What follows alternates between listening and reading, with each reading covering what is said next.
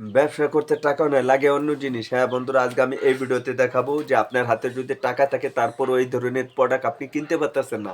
এবং ব্যবসা করতে টাকা নয়, লাগে অন্য জিনিস। যদি আপনার হাতে টাকা থাকে সেটারও মূল্য থাকে না। বর্তমানে ২০২৫ সালে ২০২৫ সালে যদি আপনি ব্যবসা করতে চান তাহলে আপনাকে জিনিস হলেই হবে, টাকার দরকার নাই। হ্যাঁ, আজকের এই ভিডিওতে এই বিষয়টি একদম ক্লিয়ার করার চেষ্টা করব। যে ধরনের ব্যবসা করে থাকেন না কেন, হতে পারে মুদি দোকান, হতে পারে চায়ের দোকান, হতে পারে কসমেটিকের দোকান, হতে পারে খেলনার দোকান। আপনি যে কোনো ব্যবসায় করেন না কেন, আপনার হাতে যদি প্রোডাক্ট থাকে তাহলে মূল্য থাকবে, আর যদি টাকা থাকে তাহলে মূল্য থাকবে না। হ্যাঁ, বিষয়টি সেরকমই। তবে এই ভিডিও থেকে আপনারা অনেক কিছু জানতে পারবেন, বুঝতে পারবেন এবং শিখতে পারবেন।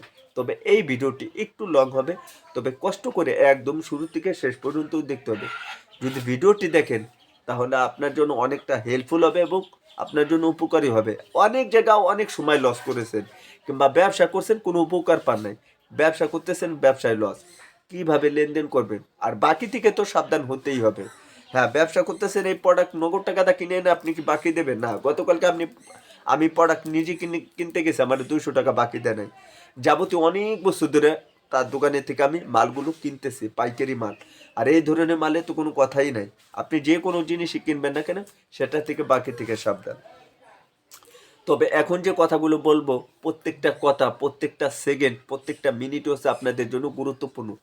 বিশেষ করে যারা ব্যবসা করে থাকেন, নিয়মিত, প্রফেশনাল এবং সবসময়ের জন্য ব্যবসা করবেন, তাদের জন্য আজকের এই ভিডিওটি অনেকটা হেল্পফুল এবং গুরুত্বপূর্ণ। 1 সেকেন্ড 1 মিনিটও টেনে দেবেন না, একদম শুরু থেকে শেষ পর্যন্ত দেখবেন। তাহলে আপনার জন্য অনেকটা গুরুত্বপূর্ণ এবং হেল্পফুল হবে। ব্যবসার নিয়ম যেটা আছে সেটা আপনি বুঝবেন। তো রিকোয়েস্ট করে বলতেছি, যারা এখন পর্যন্ত ভিডিওতে লাইক করেন না, দয়া করে ভিডিওতে লাইক করবেন। নতুন হলে চ্যানেলটি সাবস্ক্রাইব করে আমাদের সাথে থাকবেন।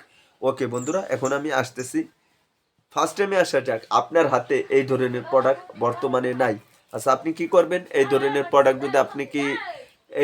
প্রোডাক্ট যদি আপনি রাখতে হয় তাহলে আপনাকে কি করতে হবে? এই ধরনের প্রোডাক্ট রাখতে হলে আপনাকে নগদ টাকা দিয়ে মালগুলো কিনতে হবে। আর এই ধরনের প্রোডাক্ট কিনতে গেলেও নগদ টাকা দিয়ে মালগুলো কিনতে হবে।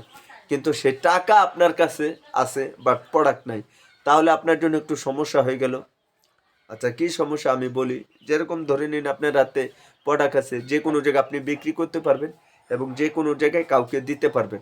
আর যদি এরকমটা থাকে যে আপনার হাতে টাকা আছে প্রোডাক্ট নাই, তাহলে তো কোনো কথাই নাই। আপনার বিষয়টি হচ্ছে এরকম, ধরে নিন আপনি এক্সাম্পলে কথার উদাহরণ দিতেছি, ব্যবসা করতেছেন, আপনার হাতে টাকা পয়সা এবং প্রোডাক্টগুলো কিছুই নেই, তাহলে আপনি কি করবেন? মেন ব্যবসার নিয়ম যেটা, সেটা গোমর কথা কেউ বলে না। ধরে নিন আপনি একটা প্রোডাক্ট কিনলেন, আপনি একটা ব্যবসা করতেছেন, কিংবা সেই ব্যবসার গোমর থাকে, সেই ব্যবসাটার নিয়ম থাকে। সেই ব্যবসাটার নিয়ম হচ্ছে কিরকম? যে কোনোই ব্যবসায়ী করেন না কেন, আমি তো আগেই বলছি, আবারও বলতেছি, বারবার বুঝে বলতেছি। ধরে নিন আপনি প্রোডাক্টগুলো কিনলেন, কেনার পরে এই ধরনের প্রোডাক্ট আপনি কোথাও রেখে দিলেন, কিংবা আপনার দোকানে স্টক আছে, কিংবা বাড়িতে বাসাতে, আর আপনার হাতে টাকা আছে, প্রোডাক্টগুলো কিনতে পারলেন না, তাহলে তো আপনার ব্যবসার কোনো সিস্টেমই বুঝলেন না। যেরকম প্রোডাক্ট কিনে তারপরে ব্যবসা করতে হয়, আর প্রোডাক্ট কেনার পরে যদি আপনি ব্যবসাগুলো করতে পারেন তাহলে সেটা হয় প্রফেশনাল ব্যবসাদার।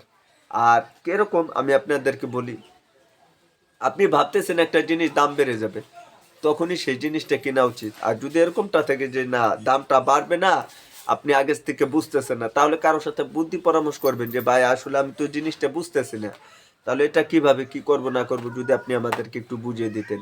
বেশিরভাগটা সমস্যা হয় মুদি দোকানে।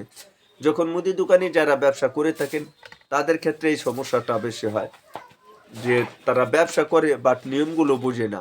নতুন দোকানদার যারা করেন তাদের জন্য একটু অনেকটা সমস্যা হয়ে যায়। যারা বেশিরভাগটা নতুন নতুন দোকান করেন এবং নতুন দোকান শুরু করছেন এবং শুরু করতে যাচ্ছেন, সেই ক্ষেত্রে কি হয়, বাড়ির পাশে হোক, ভাড়া হোক, কিংবা দোকানে হোক, কিংবা আপনার স্ট্যান্ডে হোক, যে কোনো জায়গায় আপনি ব্যবসা করেন না কেন, সেই ক্ষেত্রে আপনি প্রোডাক্ট কিনতেছেন, মাল কিনতেছেন, আহ, আপনি নিজে চলতেছেন এবং বাসা বাড়ি চলতেছে, সব জায়গায় চলতেছেন, কিংবা আপনি কোনো হিসাব কিতাব করতেছেন না, কত টাকা লাভ হলো, কত টাকা কি হলো, যারা মন চাইতেছে তারা আপনি বাকি দিতেছেন, কিংবা আপনি 50 থেকে 1 লক্ষ 5 লক্ষ টাকা নিয়ে আপনি ব্যবসা নামছেন, আপনার কোনো হিসাব কিতাব নাই। আচ্ছা, হিসেব কিতাব না থাকার কারণে ওই ব্যবসা আপনি কোনো রুলস এবং নিয়ম কানুনগুলো আপনি জানতেছেন না। তাহলে কি হবে, ফলাফল 6 মাস কিংবা 1 বছর পরে দেখবেন যে আপনার ব্যবসাটা বেশিরভাগটা টিকে না। অনেকে আমাকে প্রশ্ন করতে পারেন, সেটা আপনি কিভাবে বুঝলেন? ধরে নিন আপনি 50,000 টাকা নিয়ে ব্যবসা শুরু করেছেন, সেই 50,000 টাকার ভিতরে আপনি প্রোডাক্ট কিনছেন, কাস্টমারের সাথে লেনদেন করলেন, বাকিতে হতে পারে, নগদও হতে পারে। এখন প্রত্যেক মাসে যে কিছু মাস কামারির কিছু টাকা যে আপনার লাভে যে বিষয়টি থাকে, সেটা আপনি হিসেব কিতাব করলেন না।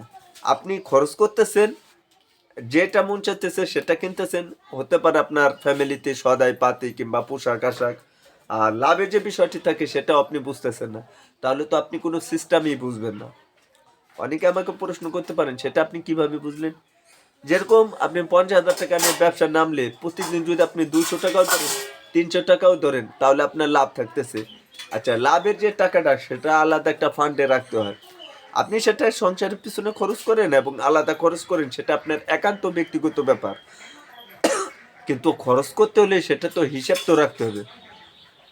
আর হিসাব রাখতে হলে তো আপনার রুলসগুলো জানতে হবে। নিয়মিতভাবে যারা প্রফেশনাল ব্যবসা করেন তারা দেখবেন একটা খাতা রাখে, খাতা রাখতে 50 থেকে 100 টাকা খরচ হবে, কিন্তু 100 টাকার জন্য আপনার অনেক হাজার হাজার টাকা বেঁচে যায়। এর আগে আমি এক জায়গা থেকে পড়া কিনতে গেছি, 200 টাকার একটা সদাই কিনছে, সে লিখে রাখছে 200 টাকা। 100 টাকার একটা জিনিস কিনছে, লিখে রাখছে 100 টাকা। 20 টাকার একটা পড়া কিনছে, মানে একজনের কাছে বিক্রি করছে, 20 টাকা লিখে রাখছে। ওইটা হচ্ছে মেন হলো হিসাব। এভাবে যদি আপনি ব্যবসা করতে পারেন তাহলে আপনার ব্যবসা কোনো সমস্যা হবে না। আর যদি আপনি এটা ভেবে নেন যে না, আমি হিসাব কিতাব করবো না, মন চাইলো আমি ব্যবসা করতেছি, মন চাইতেছে টাকা খরচ করতেছি, তাহলে দেখবেন যে আপনার ব্যবসা বেশি দিন টিকবে না এবং আপনি নিয়ম কানুনগুলোই বুঝবেন না। তো ব্যবসার মেনই হচ্ছে নিয়ম কানুন, রুলস, এবং এইভাবে যদি আপনারা ব্যবসা করতে পারেন, আল্লাহর রহমতে আপনাদের ব্যবসাতে কোনো সমস্যা হবে না। হ্যাঁ, তবে আপনাকে হিসেব কিতাব করে আপনাকে টাকাগুলো বাঁধতে হবে। ব্যবসা করতে টাকা নয়, লাগে অন্য জিনিস, সেটাই আপনাদেরকে বুঝাইতে পারলাম। আপনার জিনিস থাকলে আপনি ব্যবসা করতে পারবেন, জিনিস না থাকলে আপনি ব্যবসা করতে পারবেন না। তাতে যে কোনো জিনিসই হতে পারে। ভিডিওর ভিতরে এই বিষয়টি বোঝানোর চেষ্টা করলাম। তাছাড়াও যদি বোঝা কোনো সমস্যা হয়, অবশ্যই আপনি কমেন্ট করবেন যে আপনি কোন বিষয়টি বুঝলেন না। আর প্রতিনিয়ত আপনি জানেন যে কোনো বিষয় নিয়ে যদি আপনি সুন্দরভাবে আপনার কমেন্ট হয়, তাহলে সে বিষয় নিয়ে আমি ভিডিও বানাইতে পারি। হ্যাঁ, তবে কমেন্টটা আপনার অনেক সুন্দর হইতে হবে। আর ব্যবসায়িক যে কোনো বিষয় হতে পারে, টাকা পয়সা হতে পারে, মালের বিষয় হতে পারে, দোকানের বিষয় হতে পারে, ব্যবসার বিষয়, যদি কোনো ঝামেলা হয় কিংবা কোনো সমস্যা হয়, অবশ্যই এই ভিডিওর নিচে কমেন্ট করতে পারেন যে রবিউল ভাই, আমি এটা বুঝতেছি না, আপনি আসলে এই বিষয়টা আমাকে বুঝিয়ে দেন। তাহলে আমি নেক্সট টাইমে একটা ভিডিও বানিয়ে দেবো। আপনারা চাইলে সেই ধরনের ভিডিওতে আপনারা খুব ইজিলিভাবে, সহজভাবে বুঝতে পারবেন। তো আজকে এই বিষয়টি একদম ক্লিয়ার করার চেষ্টা করলাম যে আপনার হাতে টাকা আছে, ব্যবসা করতেছেন, তারপর আপনি অন্য কোনো জিনিস কিনে রাখবেন। আর বাকি থেকে সাবধান। ভাই বিরাদার, বন্ধু বান্ধব, আত্মীয় স্বজন, এগুলো থেকে অনেকটা দূরে থাকবেন। একটু কড়াকড়ি হবেন। ব্যবসা করতেছেন, একটু কড়াকড়ি না হলে আপনি ঠিকঠাক মতন ব্যবসা করতে পারবেন না। তো বন্ধুরা, আজকে এই নিয়ে ভিডিও দেওয়া ছিল। ভিডিওটি ভালো লাগলে অবশ্যই ভিডিওতে একটি লাইক করবেন, নতুন হলে চ্যানেলটি সাবস্ক্রাইব করে আমাদের সাথে থাকবেন। তো বন্ধুরা, আজকের এই ভিডিওটি এখানে শেষ করে দেবো। সবাই ভালো থাকবেন, সুস্থ থাকবেন। পরবর্তী ভিডিওতে দেখা হবে। আল্লাহ হাফেজ। আর ব্যবসায়িক যে কোনো বিষয় জানতে চাইলে এই ভিডিওটি আপনার বন্ধুদের মাঝে শেয়ার করে দেবেন, তারাও দেখে যেতে অনেক কিছু জানতে পারে, বুঝতে পারে এবং শিখতে পারে। ভালো থাকবেন সবাই। আসসালামু আলাইকুম।